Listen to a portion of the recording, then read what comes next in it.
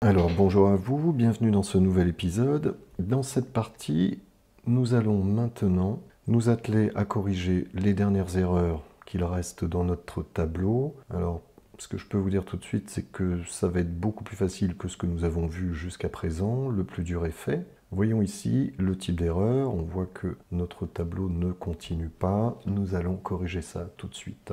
Que s'est-il passé? Il nous a sélectionné de D8 à D20 figé. Je vais donc reprendre la colonne D20 comme ceci. On l'a fait tout à l'heure, c'est extrêmement facile. Et la colonne I comme cela. Comme il s'agit de la même correction pour chacune des colonnes, eh bien écoutez, je vais le faire en accéléré. C'est parti.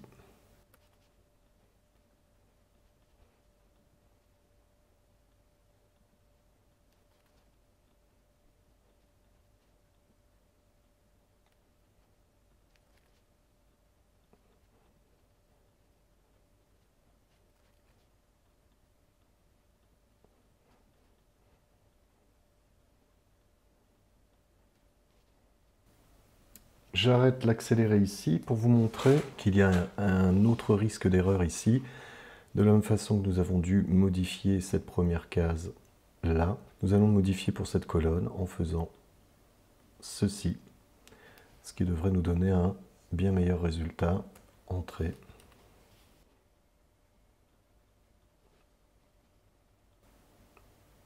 Et en fait, c'était surtout la première ligne qu'il fallait prendre.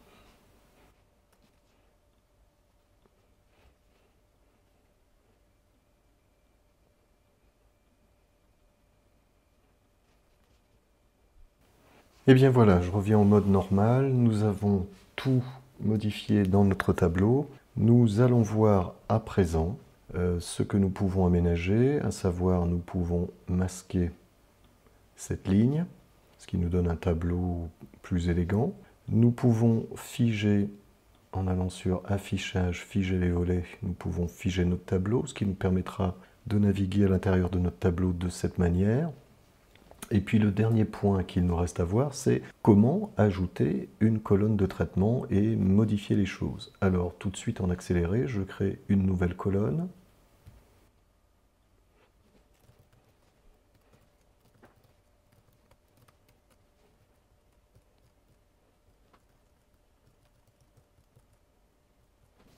Voilà, la colonne a été ajoutée. Et je veux maintenant avoir un tri. Alors déjà, on va faire un premier tri avec doublon. Comment faisons-nous ça? Alors déjà, je vais faire réapparaître la ligne des titres en sélectionnant la ligne du dessus, la ligne du dessous, clic droit et je fais afficher.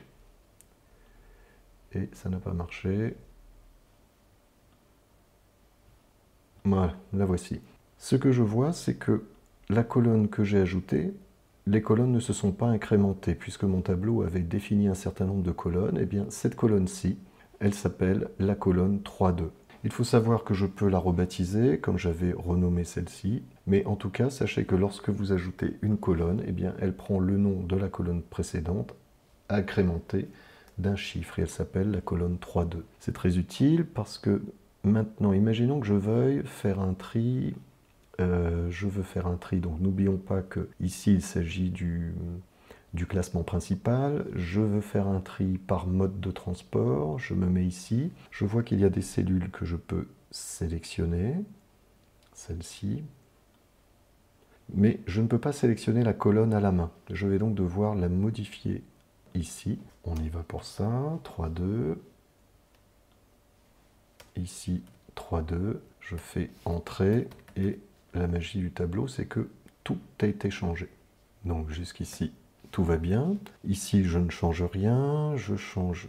Est-ce que je change quelque chose ici? Non, il n'y a que 4 modes de transport. Ici, je veux retrouver mes transports. Donc, je vais modifier la colonne 2 en colonne 3,2. Pour le reste, je ne change rien. Tout a été modifié.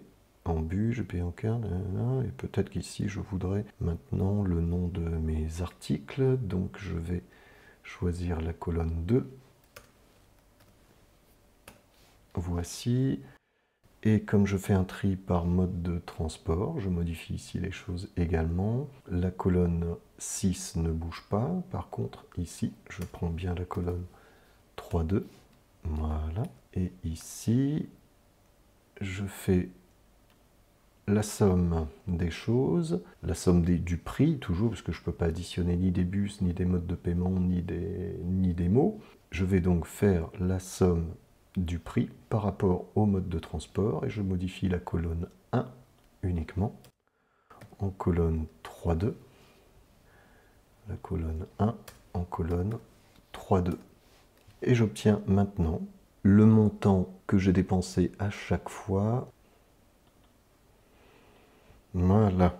Alors je peux voir, est-ce que j'ai bien tout dupliqué? Oui, voilà, tout a été dupliqué. Je peux voir maintenant qu'en bus, j'ai dépensé un total de 1400 €. À pied, j'en ai dépensé plus, en tram, etc. Ce qui nous permet, voilà, un classement. Je peux à nouveau venir cacher cette colonne.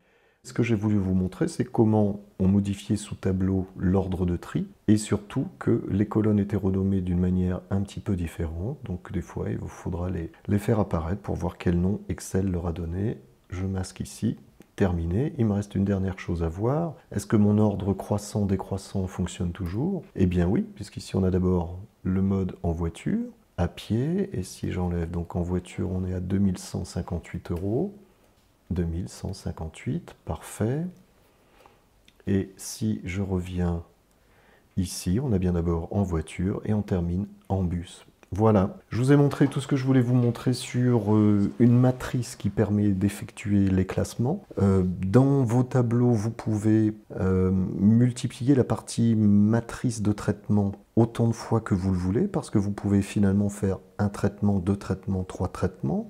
Vous pouvez faire deux traitements avec doublon, un traitement sans doublon. Enfin voilà, il suffit juste d'avoir bien identifié les choses, d'avoir suivi chacune des étapes. Vous avez pu voir que la mise en forme sous tableau n'est pas toujours simple lorsqu'on veut donner des ordres au tableau. Et pour terminer, je vais enfin rentrer quelques articles et quelques dates pour voir si tout fonctionne bien.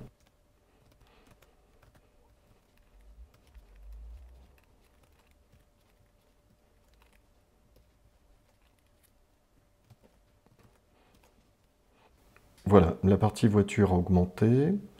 Lorsque je fais un tri par mode de transport, ce qui n'est pas très logique évidemment, eh bien je retrouve les items que j'ai ajoutés là. Bon, enfin je dois retrouver l'ensemble de mes items. Voilà, un tableau qui fonctionne bien, qui ne me signale plus d'erreur et que je peux alimenter à l'infini. Dans la prochaine partie, nous allons modifier légèrement notre tableau pour qu'il supporte des données vides en entrée. A tout de suite.